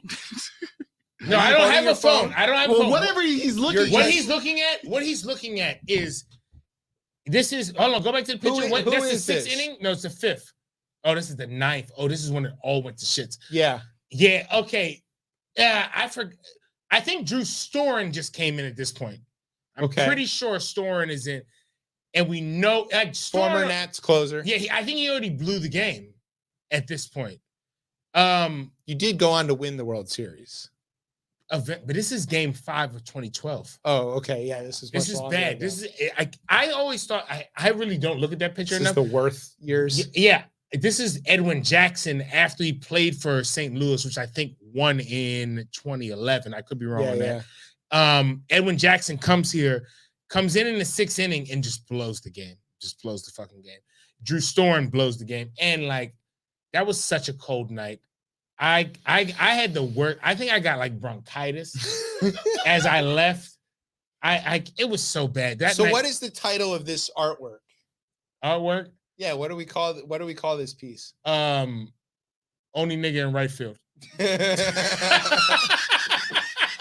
I was gonna call it Sad Tez. Yeah, that's the basic That's version. the Sad Tez. Yeah, that was back. Yeah, like not a lot of blacks back then. 2012, not a lot of blacks. Hashtag the black. The blacks limited. So we'll have like Crying Jordan and Sad Tez. Sad Just Tez, like there is. in Yeah, I meme. was I was sick because again it was very cold that night. I didn't wear the proper clothes. I went and got really drunk after that. As you do after a playoff loss. Big play, I got really drunk. And I was at a work that week.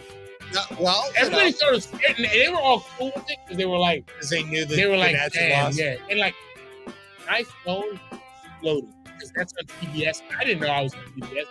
I walked up the stadium. I was like, how do I have this? It was very insane, and you know what? It was all worth it because They ended up winning the World Series. they ended up winning the World Series, and I'll be there next Thursday. Not here. Nope, we're off We're off next Thursday, but I will be at Nats Park in right field for opening day. once again against the Cobb County Braves. The Cobb County Braves. Cobb County Braves.